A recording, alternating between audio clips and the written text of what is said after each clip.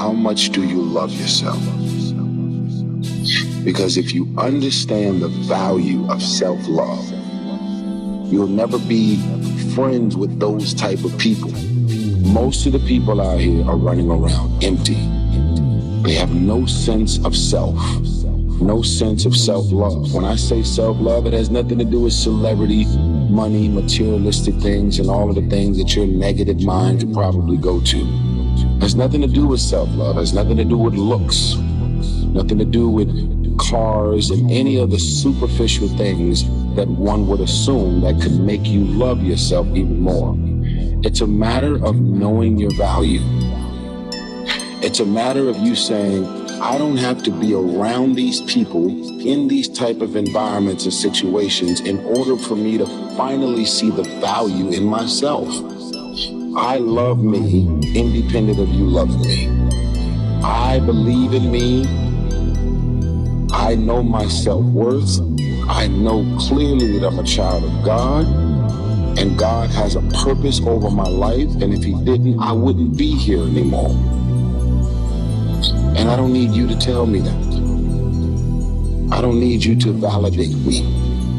When you give me compliments, it inspires me to keep going.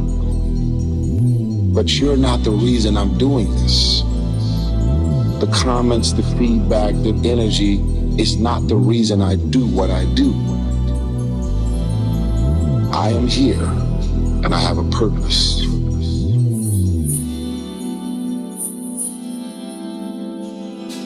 We tend to base our self-esteem on what other people think. And that's not really self-esteem. Self-esteem is supposed to be how we feel about ourselves. And I was just saying how dangerous it is to allow other people to determine how you're going to feel about you. And it's kind of like looking into a broken mirror. You're going to look in a broken mirror and then change your face to try to look good in this defiled, busted, broken mirror. And it just, other people's opinions is a really way to determine how we feel about ourselves.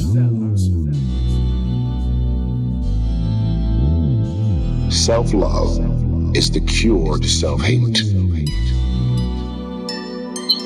I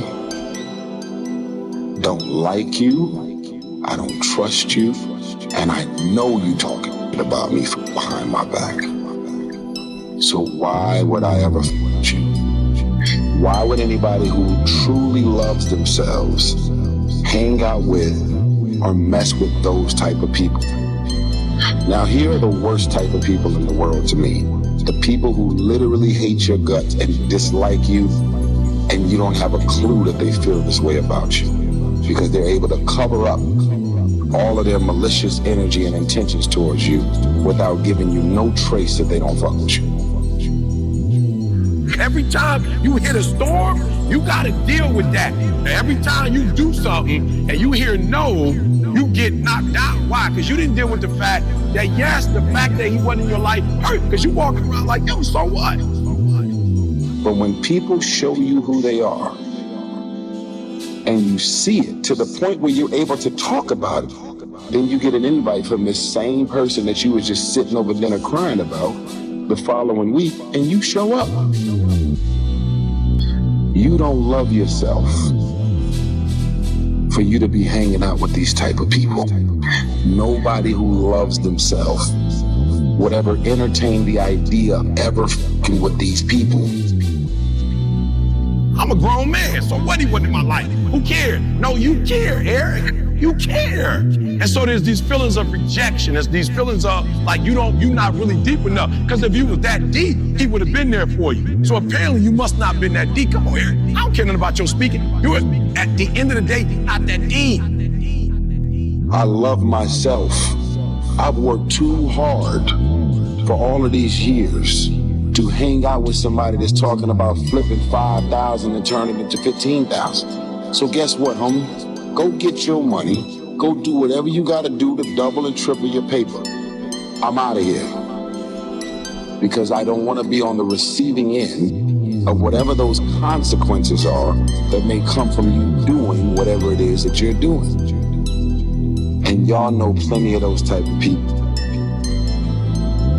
But do you know what it's like to be homeless for real, for real? Like, do you understand being by yourself? You in the bed, do you understand the emotional stuff? Do you know the voices you hear when you by yourself at 16 years old? Do you know what it's like to go without eating?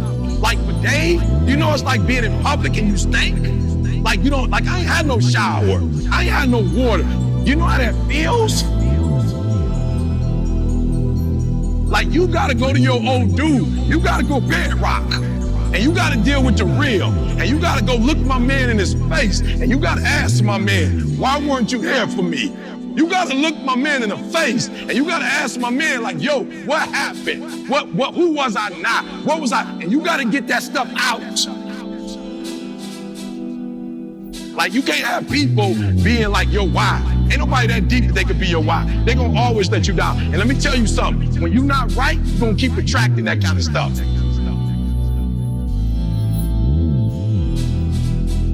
You're gonna attract men who can peep out that you ain't there right now.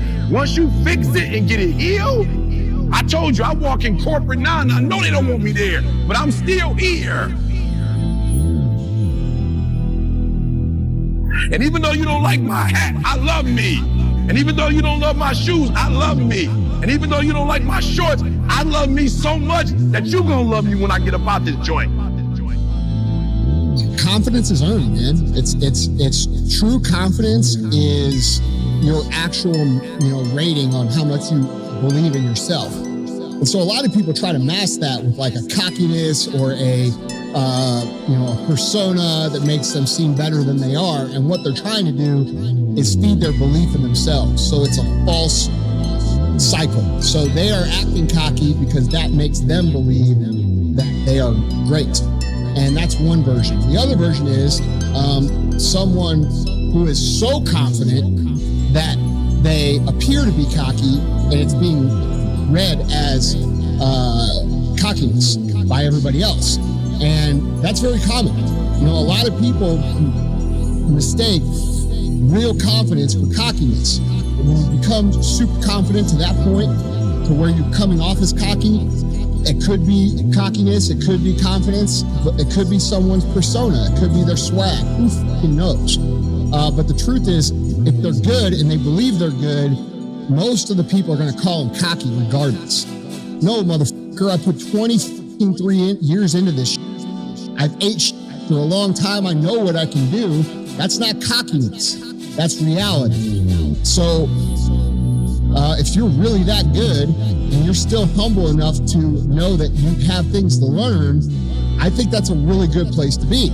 The place, where you don't want to be is where you overestimate your skill set and then you get into a fight or a battle or a position that you don't have the skills to control and then you lose.